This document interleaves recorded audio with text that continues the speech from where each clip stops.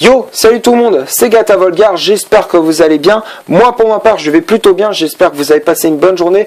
Aujourd'hui on se retrouve pour une nouvelle vidéo, donc on se retrouve pour le débrief du match Villefranche-Paris Saint-Germain, match qui comptait pour les huitièmes de finale de Coupe de France, victoire du PSG 3-0 après prolongation. Donc les buteurs dans ce match ont été Draxler à la 102e, Diaby à la 113e et Cavani à la 119e, donc tout s'est joué en prolongation et on file tout droit en quart de finale. Donc c'est une victoire que je vais pas sauter jusqu'au plafond parce que c'est qu'une équipe de 3e division française et bon il n'y a pas grand chose dans ce match. Bon, on s'est fait un petit peu chier. Bon, moi perso je me suis fait chier pendant 90 minutes et comme disait Tourelle en conférence de presse, on a un manque de joueurs fiables et c'est ce que je reproche au PSG.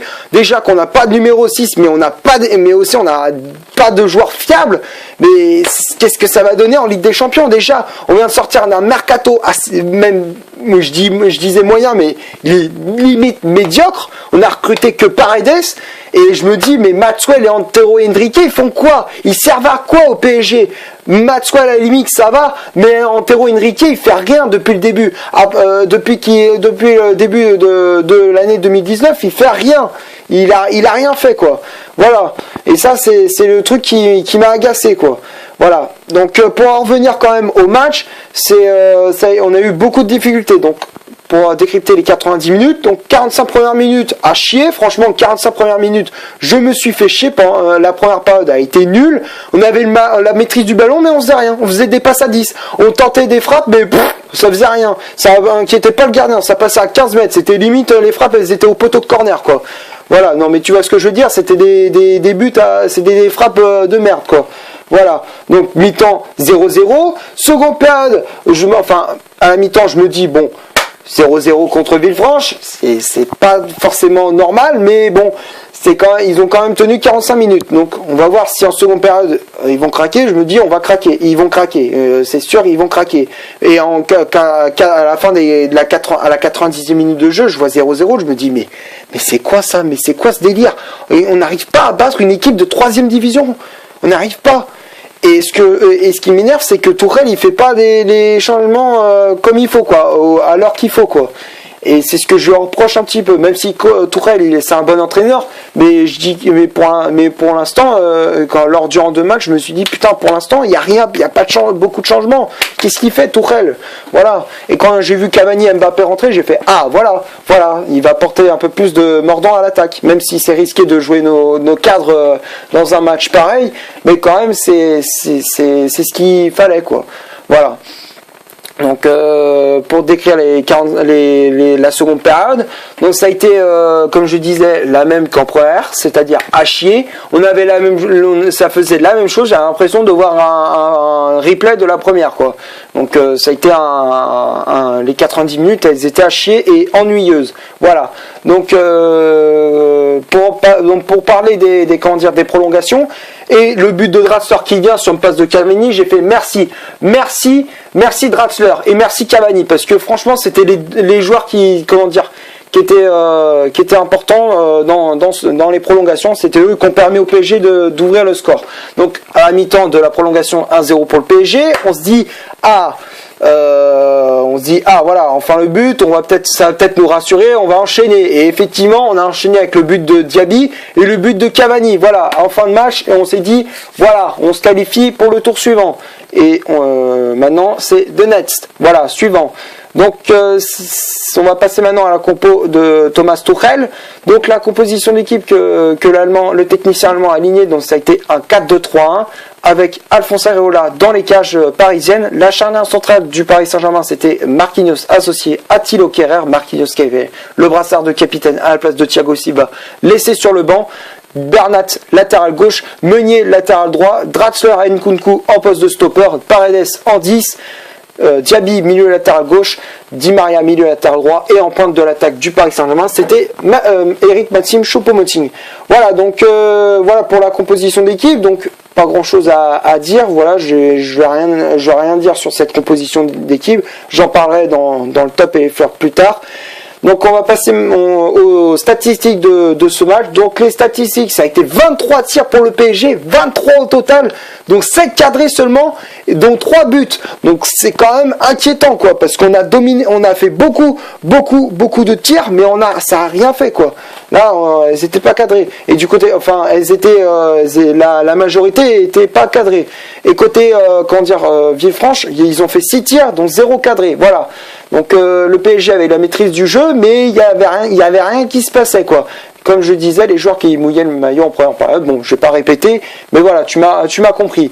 Donc après, c'était la possession de balle a été parisienne, 72% de possession de balle pour le PSG contre 28 pour Villefranche, 361 passes pour les joueurs du Rhône contre 910 pour les Parisiens, 76% de passes réussies côté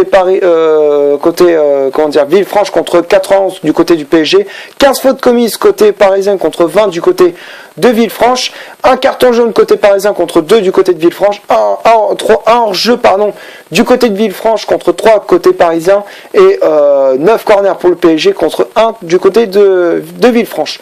Voilà, donc donc pour les statistiques, comme je disais, la maîtrise on l'avait, mais il n'y avait rien qui se passait, quoi. Voilà, donc il n'y a pas grand chose à dire sur les stats. Donc on va passer maintenant au top et au flop de cette vidéo. Donc les tops, pour moi, ça a été Areola. Areola, il a fait un très bon match. Il a eu un match plutôt relaxant, mais quand même, il a fait le peu qu'il fallait faire, il l'a fait. Et pour moi, il a été top durant ce match. La charnière centrale, Marquinhos-Kehrer, elle a fait un très bon match. Kehrer, bon, j'ai trouvé un petit peu laxiste en première période, mais après, il s'est ressaisi en seconde. Il a serré un peu plus les boulons en seconde période, donc quand même, Kehrer, je le mets dans le top.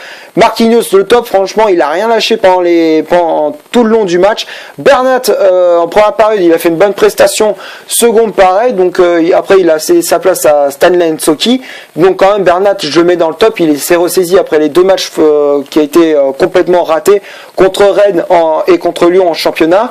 Meunier, pour son retour dans le 11 de départ, il était remplaçant lors des matchs précédents, il fait son retour dans le 11 de départ, donc je le mets dans le top parce que franchement c'est lui qui faisait des interventions importantes. Après, Draxler, je mets dans le top également parce que franchement il a fait un très bon match. Pour moi, Draxler, il a apporté du plus à l'attaque parisienne, et c'est surtout que bon, c'est lui qui nous a délivré pour enchaîner derrière. Et quand même, je le mets dans le top, quoi. Nkunku, alors c'est premier flop pour moi parce que franchement, Nkunku, il avait le ballon, mais à chaque fois il le perdait. Il y avait toujours une passe de trop, une touche de trop. À chaque fois, il y avait toujours un truc en trop. À chaque fois, il voulait y aller solo alors qu'il fallait la passer, et soit il faut y aller solo alors qu'il veut la passer. C'est toujours soit l'un soit l'autre, quoi. C'est un coup il veut y aller solo, c'est un coup il veut faire une passe alors qu'il faut pas. C'est le moment où il faut pas, quoi. Voilà, il fait un truc qu'il fallait pas faire, quoi. Chaque fois ça a toujours été ça pendant 90 minutes. Nkunku, il a fait ça. Voilà, donc Nkunku, pour moi, je mets dans le flop. Paredes, après, bon, pour son premier match, enfin officiel, pendant 90 minutes, Paredes, pour moi, il a été satisfaisant. Franchement, ça a été une bonne recrue. Donc franchement, Paredes, il va nous faire du bien. Il va nous faire du bien dans le milieu. Donc Paredes, je le mets dans le top. Diaby dans le top également. Di Maria dans le top également. Donc pour moi, Diaby, Paredes, Di Maria, ils ont fait leur job. Choupo-Moting, bon, je vais pas le mettre dans le flop, mais pour moi, je le mets dans le top aussi parce que quand même, il a apporté quelque chose à l'attaque. Bon, il a fait 3-4 têtes en première période, mais quand même, il a pesé sur la défense de Villefranche. Et quand même, Choupo-Moting, il a été important durant ce match. Voilà, donc il a apporté un peu de mordant à l'attaque, mais pas assez, quoi. Mais quand même, il a répondu présent. Donc on va passer. Donc après, on va passer maintenant au remplaçant. Donc il y a eu Mbappé qui était entré en jeu. Donc Mbappé, pour moi, je le mets dans le top parce qu'il a été passeur décisif. Après, Cavani, je le mets dans le top également. Bon, pour moi, Cavani, c'était l'homme du match avec un but, une passe décisive. Donc, il n'y a rien à dire pour l'attaquant uruguayen. Stanley Nsoki qui était rentré en jeu en fin de match. Donc, quand même, je le mets dans le top parce qu'il a fait son job. Le peu qu'il a à faire, il l'a fait. Tout comme Colin Dagba. Donc, franchement, il n'y a rien à dire. Donc, les seuls flops dans ce match, ça a été Nkunku. Voilà. Donc, ça a été Nkunku. Donc, il n'y a rien à dire. Voilà, donc c'est tout ce que j'avais à dire dans ce match. Merci d'avoir regardé cette vidéo. Comme d'hab, si ça t'a plu, tu laisses un énorme like. Tu cliques ici pour t'abonner pour rien ne rater de mes vidéos. Tu cliques ici pour en voir une autre si tu le souhaites. Et moi, je te dis à la prochaine pour une prochaine vidéo. Donc, je sais même pas pourquoi je fais ça. Je suis un peu fatigué en cette fin de journée. Bref, on se retrouve pour une prochaine vidéo. Ciao!